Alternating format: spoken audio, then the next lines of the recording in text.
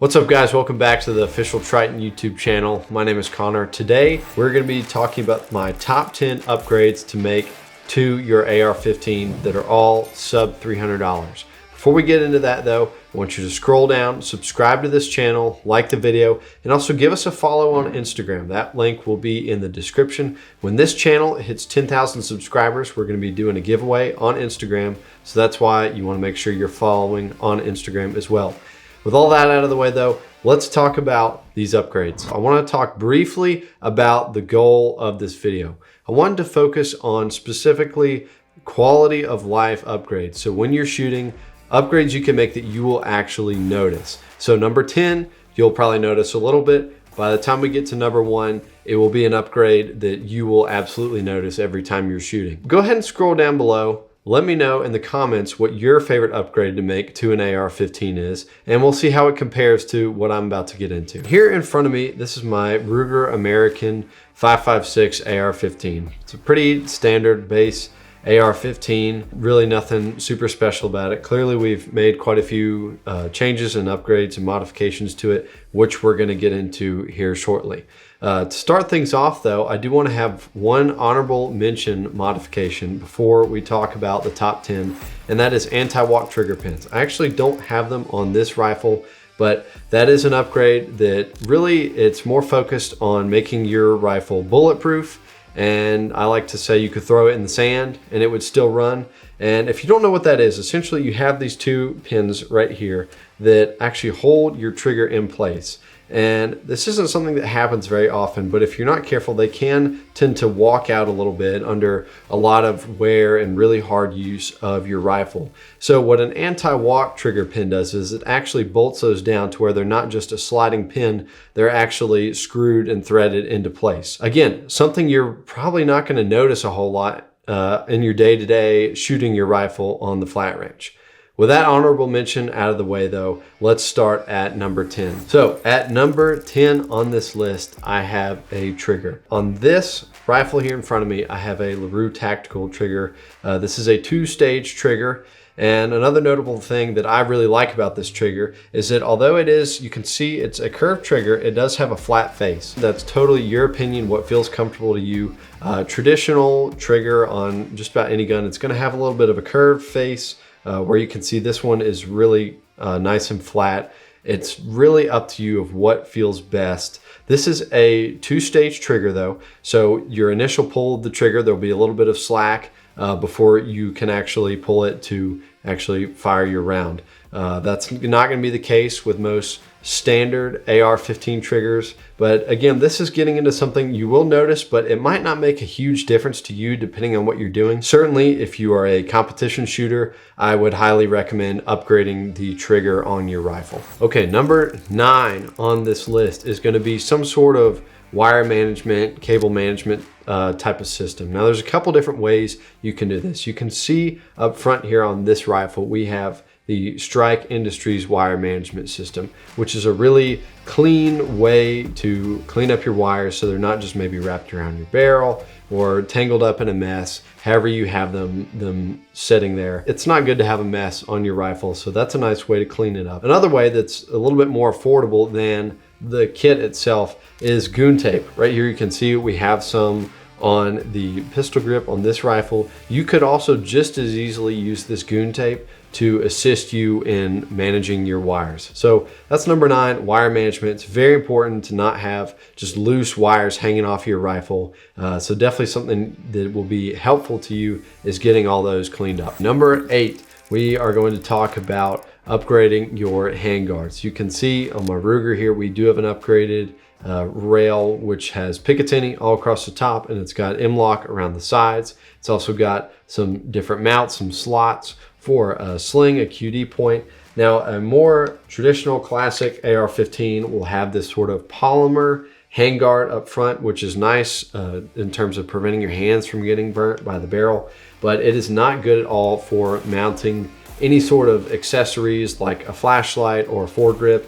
It's very difficult to mount anything to this polymer handguard.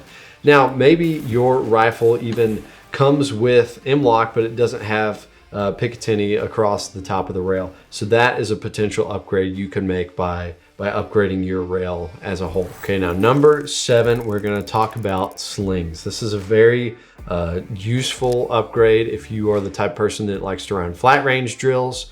It is a must to have for that, or just like a general purpose rifle. A sling like this Edgar Sherman sling we have here, it's very good. Magpul makes a good sling. Generally, again, an affordable upgrade that you will notice. It makes running drills, getting into high and low ready, and into firing position. It makes it so much easier. So I would definitely recommend adding a sling to your rifle. Now for number 6, we're going to talk about pistol grip. So you can see on this Ruger in front of me, I have a B5 pistol grip, which is honestly my personal favorite of the pistol grips on the market right now.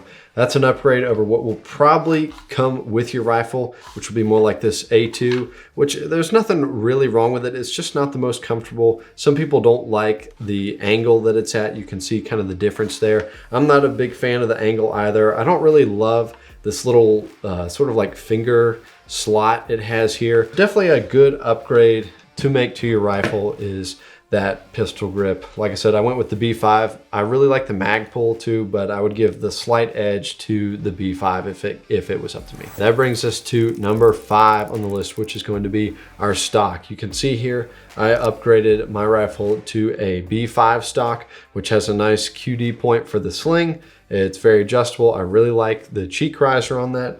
And that would be compared to what will probably come with your rifle, which is this more traditional. Again, it's an adjustable stock, which is nice, but there's not much support for your cheek when you're trying to get lined up on a shot. And I really don't like this sling mount. I think the industry is kind of headed towards more of a QD point style of sling overall, and this is just a little bit outdated. And not to mention on the rear, this is just not super comfortable. If you can see there, it's not super comfortable to have that on your shoulder. You can see the B5, it's got a little bit of padding there. It's kind of a rubber surface there on the back of the stock. So number 5 on my list is going to be upgrading your stock. That brings us to number 4 on my list, which is going to be a flashlight. As you can see on my Ruger here in front of me, this is a Streamlight flashlight, and it does have this little tail cap with the pressure pad, which is just an essential. I've sort of embarrassingly admit that I have tried to run a flashlight on my rifle without this pressure pad, and it just makes a world of difference to have that pressure pad up top. You can insert your hand here on the foregrip and have it placed up nicely to where you can easily control your flashlight with that pressure pad. And again, this isn't a super expensive upgrade you need to make, but certainly if you are going to use this rifle as sort of your bump in the night gun, you're going to want to have a flashlight on your rifle. So that brings us to my top 3 upgrades to make. These are going to be things that you should really notice when you're on the range and whatever you're doing with your rifle. And number 3 is going to be a foregrip. So this is sort of a vertical foregrip. You could go with an angular foregrip. I don't have a huge preference between the two. That's really up to you, but this is really a must when you're shooting, when you're running drills. It's nice to have a sort of established place where you're gonna put that left hand when you're shooting, and the foregrip just gives you a nice place for that. So number 3 on my list is going to be a foregrip. Number 2 on my list is going to be an ambidextrous charging handle. So this is a really solid upgrade to make to your rifle, and is certainly something you are going to notice every single time you load a new mag into your rifle. Now, it's not so much that I charge my rifle from the right side. I still, more than often than not, pull the charging handle from the left side, but I find compared to the more traditional AR-15 charging handles that come on whatever you might buy from Rural King or Bass Pro or whatever, these guys just are a little bit smoother. It's a little bit easier to do that charging motion compared to that traditional AR-15 charging handle. So we're now at number 1 on my list. This is going to be the most useful, noticeable upgrade you can make to your AR-15. And if you haven't already guessed, it is an optic. So we have on this rifle, this is a Triton Ronin 1:6 second focal plane optic. A couple other optics I did want to show you that can absolutely work on your rifle. This is a Triton Navigator 1:10 first focal plane optic. And maybe you're into more long range shooting. Maybe your rifle is set up more for deer hunting. You could look at something like the Triton Hyperion, which is a 3-18 long range scope. Just to highlight some features on these optics, this Ronin is definitely a more affordable option. It is $80 right now on Amazon. As I mentioned, it is a second focal plane optic, which if you have been running second focal plane optics for your entire shooting career, then there's probably no need for you to upgrade to a first focal plane optic. The difference there is just with a first focal plane optic, your holdovers will be accurate at every magnification level. So that would be something like this Navigator, which is currently $180 on Amazon. With this Ronin though, a couple things I do want to point out. The windage and elevation adjustments can be made here up top with these screw caps. You unscrew them, you can make your adjustment. There is 6 different brightness settings for the reticle. It comes with not only a mount, but also scope caps, which is true with all Triton optics. They all come with some sort of mount or scope rings, and they come with some sort of scope caps or scope covers.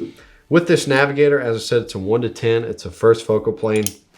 Similarly, the windage and elevation adjustments are made up top here. It's got these pretty rugged caps where you can unscrew and then make your adjustment as desired.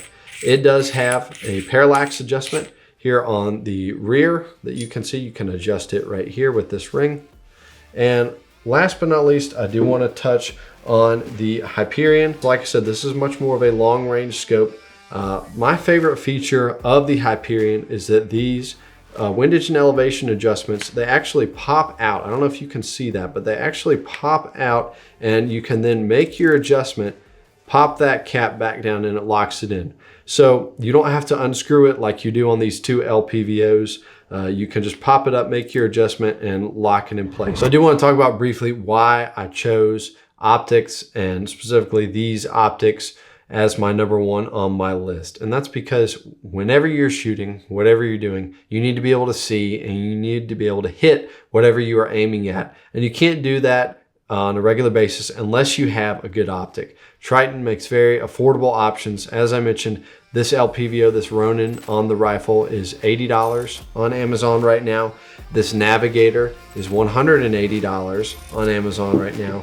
And last but not least, this Hyperion is $230 on Amazon right now. So again, all sub $300 upgrades to make to your AR-15 that is something you will use every single time you shoot, and that you will notice every time you shoot your rifle, and every time you pick it up, you will absolutely notice and need a good quality optic. So that is why I placed optics, and specifically Triton optics, as the number 1 on my list. Okay, with those 10 upgrades out of the way, I want you to go down, and if you disagree with me on these upgrades, let me know in the comments, but don't just tell me you disagree. Let me know why. Let me know what you would have picked instead of whatever I picked.